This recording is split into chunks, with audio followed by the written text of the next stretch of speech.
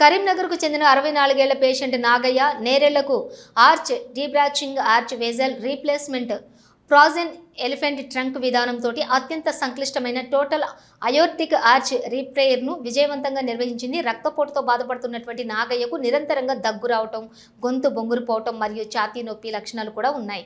వైద్య పరీక్షలలో aortic arch దగ్గర పెద్ద సైక్యులర్ అనురిజం ఉందని తేలిందని దీంతో senior consultant cardiothoracic surgeon doctor Vikram Reddy, ఐరా associate consultant cardiothoracic surgery doctor Shivashankar Reddy Talapareddy నేతృత్వంలోని అయోర్టిక్ ఆర్చ్ రిపేరింగ్ విజయవంతంగా నిర్వహించింది. చికిత్స అనంతరం నాగయ్య ఎటువంటి పెద్ద సమస్యలు లేకుండా సజావుగా కోలుకున్నారు, డిశ్చార్జ్ అయ్యారు. ఈ విజయవంతమైనటువంటి సర్జరీతో యశోద హాస్పిటల్స్ నైపుణ్యాన్ని మరోసారి హైలైట్ చేస్తూ ఉంది. యశోద హాస్పిటల్ హైటెక్ సిటీలో ఒక కాంప్లెక్స్ సర్జరీ చేయబడింది జూన్లో.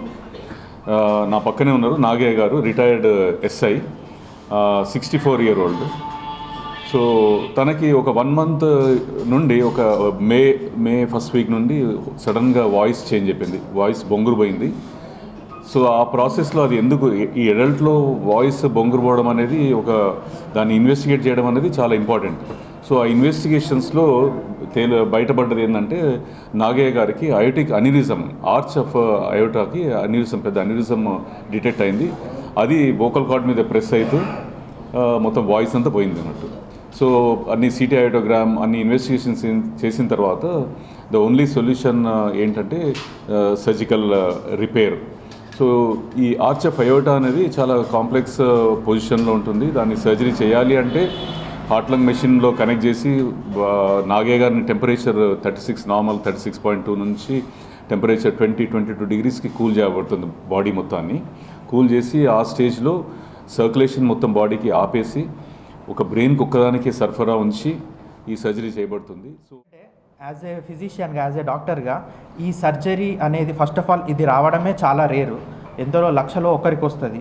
దట్టు ఆ వచ్చినా కూడా దాన్ని డిటెక్ట్ చేయడం అనేది చాలా కష్టం. ఇప్పుడు ఈ మధ్య మనం చూస్తూ ఉంటాం, సడన్గా యంగ్ పేషెంట్స్ వాళ్ళు ఎంతోమంది సడన్గా హార్ట్ స్ట్రోక్ తోటి చనిపోతారు. ఎందుకు జరుగుతున్నాయి అనేది తెలియదు. అందులో వన్ ఆఫ్ ద కారణం, మెయిన్ రీజన్స్ ఏంటంటే ఈ అన్యూరిజం. ఈ అన్యూరిజం అంటే ఏంటంటే బేసిక్గా మన హార్ట్ నుంచి వచ్చే మేజర్ ఆర్టరీ, అంటే ఆ ఆర్టరీయే మనకు పై బాడీకి కానీ కింద బాడీకి కానీ అదే మూలం అనమాట. దాని బ్రాంచెస్ పైకి హెడ్కు సప్లై చేస్తాయి, కిందికి వస్తే మన కిడ్నీస్కి కానీ ఇంటెస్టైన్స్కి కానీ లివర్కి కానీ అదే సప్లై చేస్తుంది. డిసెండింగ్ అంటాం, ఒకదాన్ని అసెండింగ్ అంటాం. సో మా ఫాదర్కి ఏంటంటే ఎగ్జాక్ట్ జంక్షన్, అంటే అది ఇట్లా కిందికి ఇట్లా తిరిగినట్టుగా ఉంటుంది ఆర్టరీ, అయోర్టా అంటాం దాన్ని. సో మా ఫాదర్కి ఏంటంటే ఆ జంక్షన్ దగ్గర పెద్ద అన్యూరిజం. ఆ అన్యూరిజం అంటే ఏంటంటే ఆ వెజల్ యొక్క వాల్ అది వీక్ అయిపోయి ఉబ్బుతుంది అన్నమాట. ఉబ్బేసరికి ఏమవుతుందంటే మన వెజల్లో ఆర్టరీలో 3 థిక్ లేయర్స్ ఉంటాయి. ఆ థిక్ లేయర్స్ ఉండడం వల్ల మనకు ఆర్టరీ అనేది చాలా స్ట్రాంగ్ ఉంటుంది. మామూలుగా మనం సూపర్ఫిషియల్గా కనబడే ఈ నరాలని అంటాం, వాటిని వెయిన్స్ అంటాం అన్నమాట. ఆ వెయిన్స్ అనేది చాలా సన్నగా ఉంటాయి. అవి వట్టిగా మనం ఇప్పుడు నీళ్ళు పెట్టి పంక్చర్ చేసినా వట్టిగానే పంక్చర్ అయిపోతాయి. కానీ ఆర్టరీ అనేది చాలా థిక్ ఉంటుంది. ఫీవర్ వచ్చినప్పుడు ఏంటంటే జలుబు మాదిరిగా కొంచెం గొంతు అదైంది. ఈ గొంతు ఏంది నానే అని చెప్పి మా అబ్బాయి డాక్టర్ ఎండి జనరల్ మెడిసిన్, ఇదేంటిదంటే వాడు ఇచ్చే రీతిలో ఇచ్చిండు, ఏది మెడిసిన్ ఇచ్చిండు, తగ్గలే. మనకి డౌట్ వచ్చింది, మరి గొంతు అంటే దబ్బన గొంతు క్యాన్సరా ఏంటిది అనేది మనకి డౌట్ వచ్చింది. అంటే మొత్తం సిటీ స్కాన్ చేయించిండు. ఆ సిటీ స్కాన్లో ఇది అన్యూరిజం అని చెప్పి తేలింది. అది వన్ మనసులో పెట్టుకున్నాను, నాకు ఇవన్నీ చెప్పలే.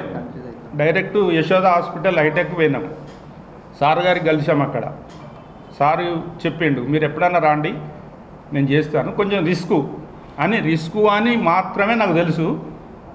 కానీ ఇవన్నీ ఇన్ని ప్రాబ్లమ్స్ ఉంటాయి అనేటువంటిది నాకు తెలియదు. మా అబ్బాయికి చెప్పిండు, మా కోడలికి చెప్పిండు.